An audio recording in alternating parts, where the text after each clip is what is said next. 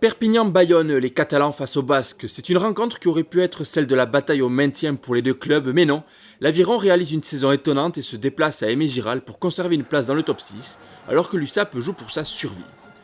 Devant son public, Perpignan attaque fort à la rencontre et met beaucoup de rythme sur ses lancements. Après un plaquage haut de Yann David, les Catalans vont en touche.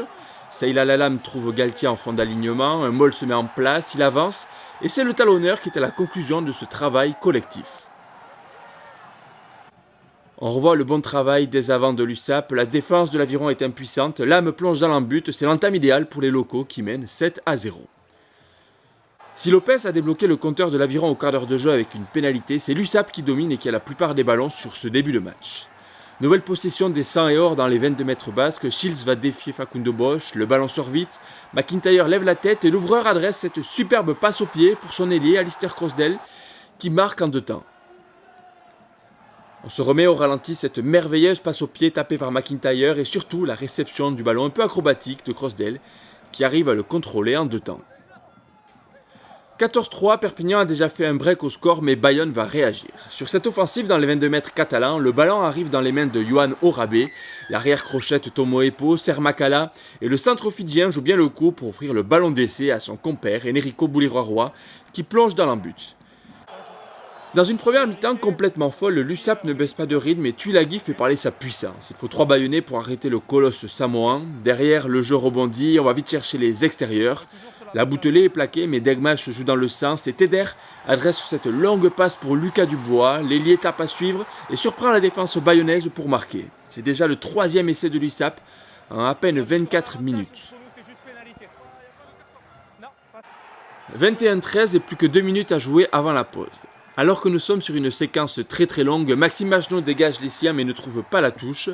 Geronimo de la Fuente va chercher le milieu du terrain, il sert McIntyre, la défense bayonnaise est bien montée, McIntyre rend le ballon à son capitaine, Crosdale arrive au soutien, les Catalans jouent debout, puis Geronimo de la Fuente trouve une brèche, il rafute Pierre Huguet et rentre dans les 22 mètres adverses avant d'être repris par Bastien Pourailly.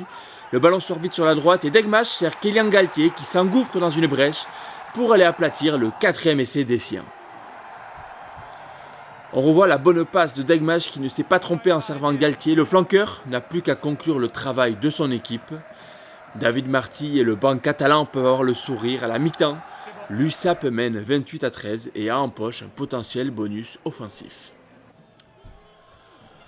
Comme on pouvait s'y attendre, Bayonne va se réveiller en seconde période. Alors que Perpignan s'est mis à la faute, les visiteurs sont partis en touche. Fraîchement entré en jeu, Thorsten van Jaarsveld trouve Manuel Lendekar dans les airs et observait ensuite ce modèle de ballon porté.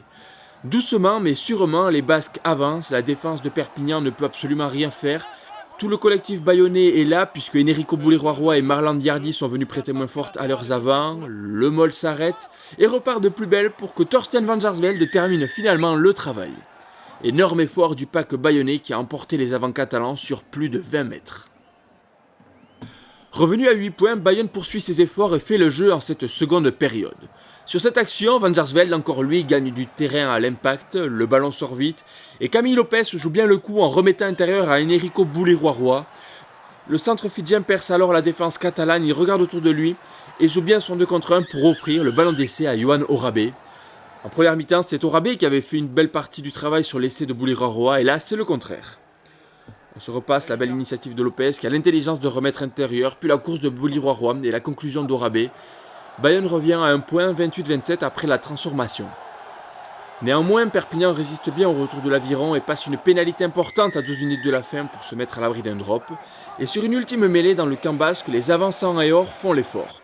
Quentin Béthune perd son duel et M. Kerr siffle une pénalité. Patrick Arletas demande logiquement les poteaux. Et malgré la distance, Tristan Teder s'élance et ne tremble pas pour passer cette dernière pénalité qui prive l'Aviron du bonus défensif. Perpignan l'emporte 34-27.